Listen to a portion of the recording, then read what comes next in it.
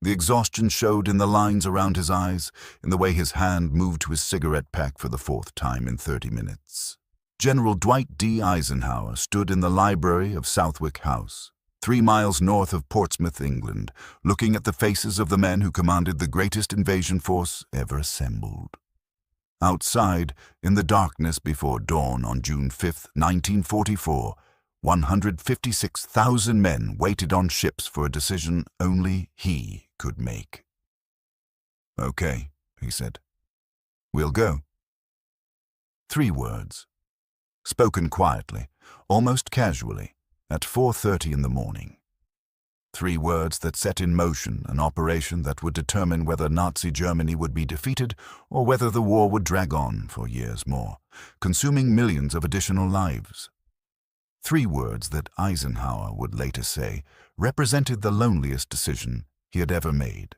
But those 3 words came at the end of 36 hours that had tested every assumption Eisenhower held about leadership, about calculated risk, about the difference between confidence and recklessness.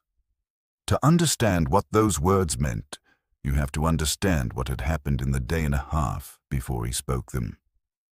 June 4th, 4:30 in the morning. The same room, the same men, a different decision. Group Captain James Stagg, the 43-year-old Scottish meteorologist who had become the most important man in England, stood before the assembled commanders with a forecast that made invasion impossible. A massive storm system was moving across the English Channel. Winds of 25 to 30 miles per hour. Heavy cloud cover at 500 feet. Seas too rough for landing craft. Visibility near zero.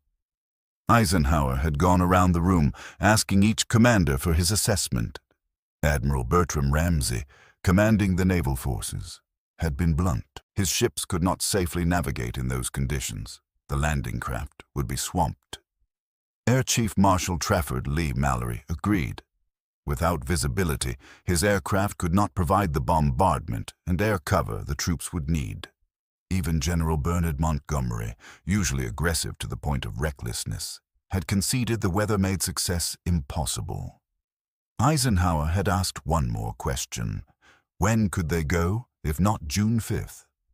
Stagg had explained the tidal requirements, the need for low tide at dawn to expose the German beach obstacles, the moon phase required for the airborne drops. The next window would be June 19th, 2 weeks away. "I don't like it," Eisenhower had said, "but there it is. I don't see how we can possibly go tomorrow." The postponement order had gone out at 5:15 that morning. Ships already at sea had to be recalled. 150,000 men, already loaded, already briefed, already psychologically prepared for battle, had to wait. Many were seasick in the rolling vessels. All knew that every additional day increased the chance that German intelligence would discover the invasion plans. The entire operation, 2 years in the planning, hung in a balance that seemed to be tipping toward disaster. Eisenhower had spent June 4th chain-smoking, pacing, waiting for Stagg's next forecast. The meteorologist had been synthesizing data from weather stations across the Atlantic, from ships at sea, from reconnaissance flights into the storm system. He had been working with 2 teams of forecasters, one British, one American, who had initially disagreed on what the data meant. The British team saw no break in the weather. The American team thought they detected a possible window. Stagg had to decide which interpretation was correct. At 9:30 that evening, June 4th, Stagg had returned to Southwick House with news that changed everything. His analysis suggested a brief break in the weather. The storm system would pass. For approximately 36 hours, starting the morning of June 6th, the winds would drop to 15 to 20 miles per hour. The cloud ceiling would lift to 3,000 to 4,000 feet. Seas would still be rough, but manageable. After that, another storm system would move in. Eisenhower had listened, asked questions, then dismissed everyone until the final decision meeting at 4:15 the next morning. He had gone to his trailer, unable to sleep. His naval aide, Harry Butcher, later described him as, quote, 4K Summersby, his driver. noted that he had smoked nearly 2 packs of cigarettes in 24 hours. Because Eisenhower understood something that none of his subordinate commanders had to face. The decision was entirely his, not a recommendation to higher authority, not a consensus among equals, his alone. If he postponed again, waiting for June 19th, the strain on the troops would be immense. The security risk would grow with each passing day. The German defenders might discover the deception operations that had convinced them the invasion would come at Pas-de-Calais. The entire strategic situation could shift. But if he went, and Stagg's forecast was wrong, and the weather was as bad as it had been on June 4th, the invasion could fail catastrophically. Troops drowning before they reached the beach. Aircraft unable to provide support. Naval guns unable to suppress German defenses. Casualties that could run to 50,000, 75,000, numbers that would make the operation a disaster rather than a victory. And there was something else. Something Eisenhower had written on a piece of paper and tucked into his wallet on June 5th, something he showed to no one. A message to be released if the invasion failed. He had written it in pencil, his handwriting showing the stress he was under. Our landings in the Cherbourg-Havre area have failed to gain a satisfactory foothold, and I have withdrawn the troops. My decision to attack at this time and place was based upon the best information available. The troops, the air and the navy did all that bravery and devotion to duty could do. If any blame or fault attaches to the attempt, it is mine alone. He had dated it July 5th by mistake, his mind so focused on the decision ahead that he had written the wrong month. Later, when his aide found the note, that error would reveal more about Eisenhower's state of mind than any amount of description could convey. So when he walked into the library at Southwick House at 4:15 on the morning of June 5th, he was a man who had already written the message accepting responsibility for failure. A man who had spent 2 years planning this operation, who had assembled 5,000 ships, 11,000 aircraft, 156,000 men for the assault, 23,000 more for the airborne drops. A man who knew that Winston Churchill had called this, quote, 6, the commanders were already there. Montgomery, confident as always, ready to go. Ramsey, the naval officer, cautious by training. Lee Mallory, who had already expressed doubts about the airborne operations, predicting casualties of 70% among the paratroopers. Air Chief Marshal Arthur Tedder, Eisenhower's deputy, analytical and careful. General Walter Bedell Smith, the Chief of Staff, who had watched Eisenhower wrestle with this decision for 36 hours. Stagg presented his forecast again. The window was there. Not perfect conditions. The seas would still be rough. The cloud cover would still limit visibility. But it was possible.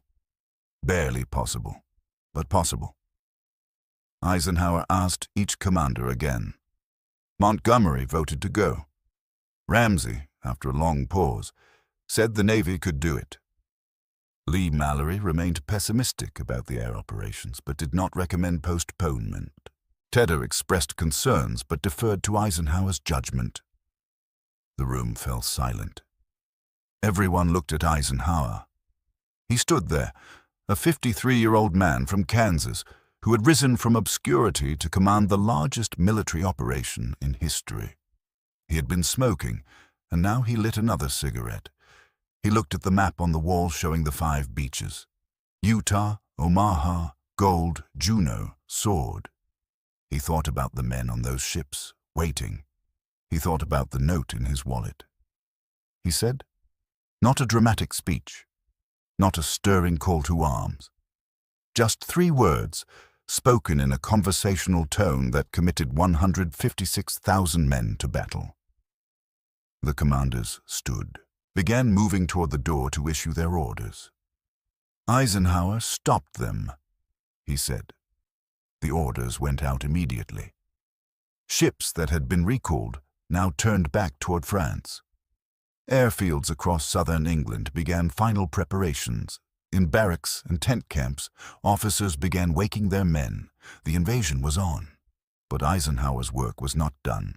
He spent June 5th visiting troops, trying to show a confidence he did not entirely feel. He went from unit to unit, shaking hands, making small talk, projecting calm. The men could not know that he had a message of failure already written in his pocket. That evening, he drove to Greenham Common Airfield, where the 501st Airborne Division was preparing to load into C-47 transport planes. These were the paratroopers who would drop behind Utah Beach in the early hours of June 6th, who would face the highest risk of the entire operation. Lee Mallory had predicted that 70% of them would be killed or captured before dawn. Eisenhower moved among them, talking to individual soldiers. "Where are you from?" he asked a private. "Texas, sir," the young man replied. Eisenhower asked about his family, his training, wished him luck.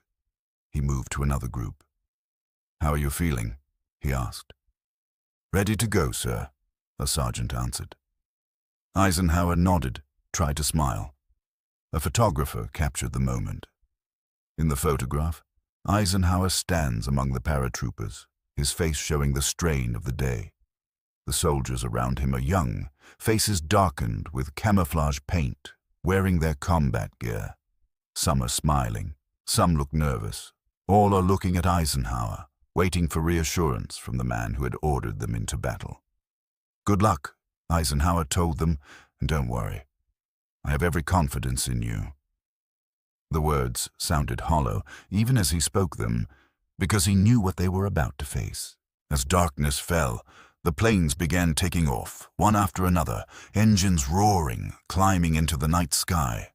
Eisenhower stood watching them go, counting them, knowing that some would not return. His aide later said that Eisenhower's hands were shaking as the last plane disappeared into the darkness. He returned to Southwick House to wait. There was nothing more he could do. The decision had been made. The operation was underway. Now it was up to 156,000 men to execute what he had ordered. The first reports began coming in after midnight.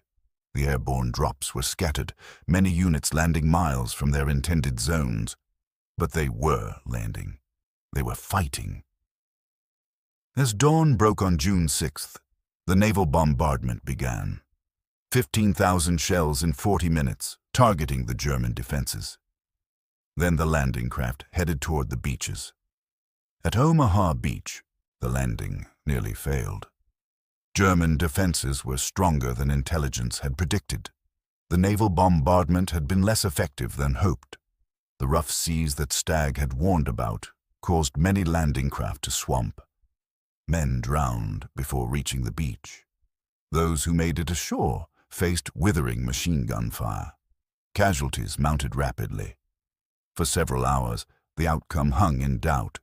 But at Utah Beach, the landing went better than planned.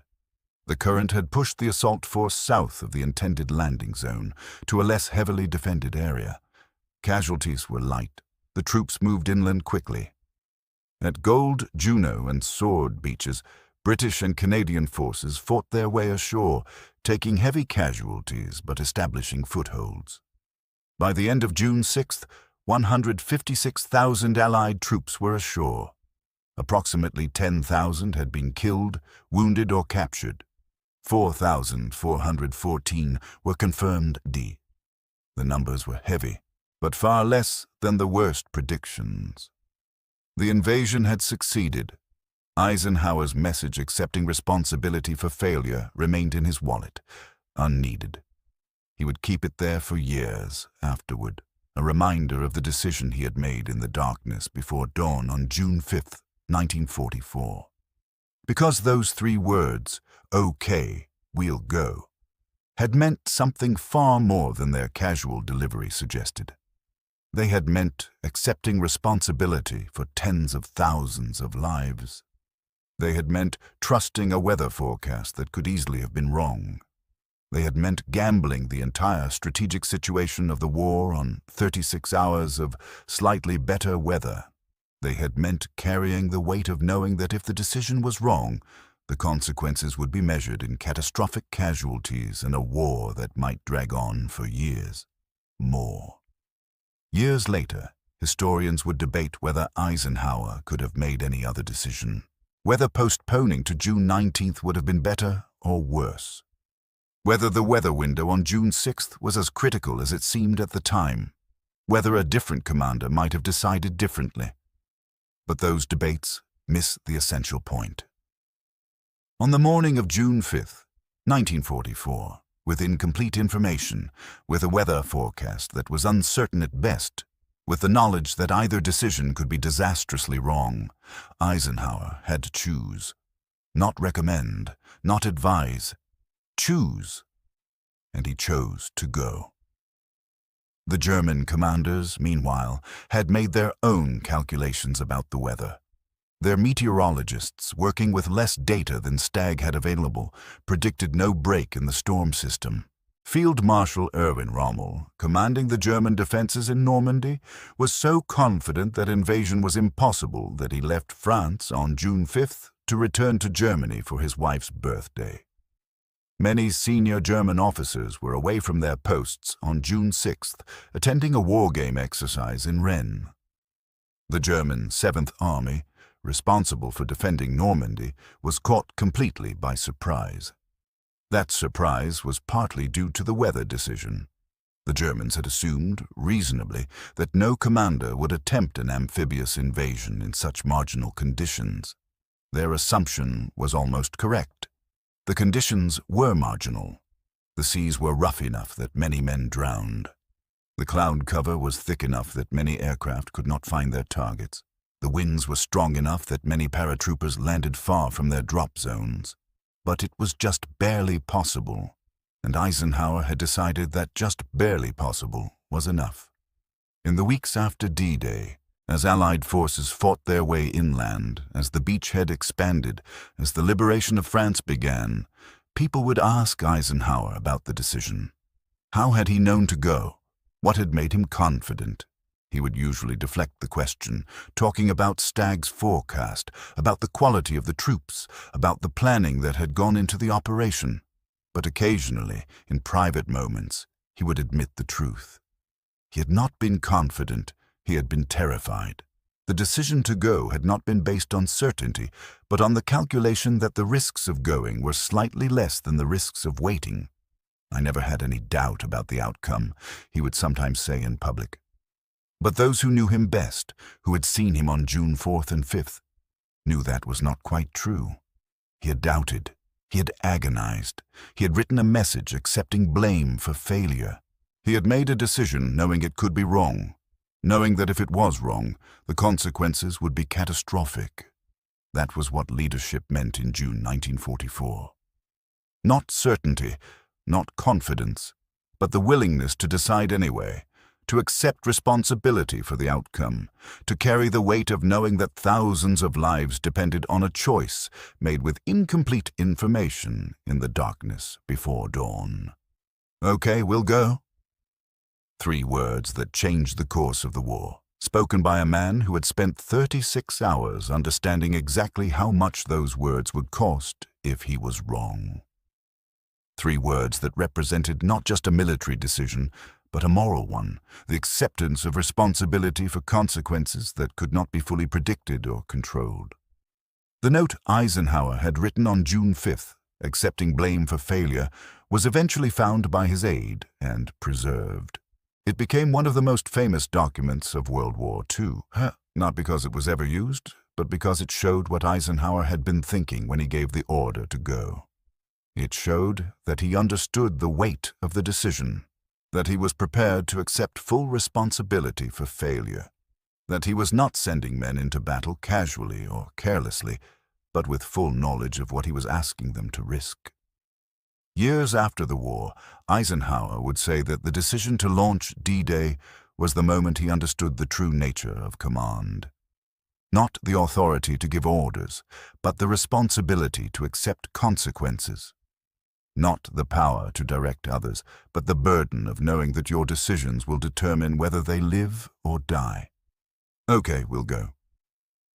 In the end, those 3 words, spoken quietly in a library in southern England, represented everything that leadership in war requires. the willingness to decide when the information is incomplete, the courage to accept responsibility when the outcome is uncertain, the understanding that some decisions cannot be delegated or deferred, that someone must choose, and that the choice will have consequences measured in human lives. Eisenhower made that choice, and 156,000 men went ashore on June 6, 1944, because of 3 words spoken in the darkness before dawn the day before. Some of them died on those beaches. Some of them fought their way inland and survived. All of them were there because one man had looked at a marginal weather forecast, at an impossible decision, at the weight of responsibility, and said, "Okay, we'll go."